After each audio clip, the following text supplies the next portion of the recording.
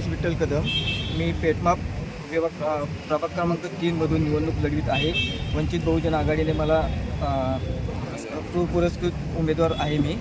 माझे उद्दिष्ट असे आहेत की समाजाची कामं झाली पाहिजेत. रस्ते वगैरे, पाणी वगैरे या अशा माझ्या ज्या मूलभूत सुविधा लोकांना लागतात त्या माझ्यावर करून जास्तीत जास्त मी प्रयत्न करेन नगरपालिकेच्या वतीने पूर्ण.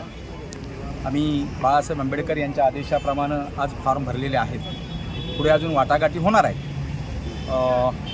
भाजपाला सोडून बाकी मित्रपक्षांशी आम्ही समझोता केला तरी चालण्यासारखा आहे असा पक्षाचा आदेश आहे आणि म्हणून आम्ही आज फॉर्म भरलेला आहे. जे मित्र आमच्याबरोबर चर्चेला येतील त्यांच्याबरोबर आम्ही जाणार आहोत. चर्चा चालू आहे. फक्त आज आम्ही फॉर्म भरून ठेवतो.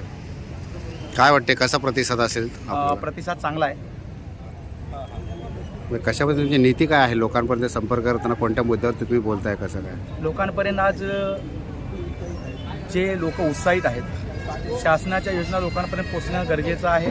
लोकांना जी खरी सेवा द्यायला पाहिजे ती आज मिळत नाही आणि त्याच्यासाठी गोरगरिबांचा, सर्वसामान्यांचा आवाज उठवणारा उमेदवार तिथे गेला पाहिजे आणि याच्यासाठी आपण सगळ्यांनी मेहनत करणं आज गरजेचं आहे. संविधान आज धोक्यात आलेलं आहे आणि त्या संविधानाला आज रक्षण करण्याची जबाबदारी तुमची ना माझी सगळ्यांची आलेली असल्यामुळं त्याच्यातूनच आम्ही हा फॉर्म भरतो.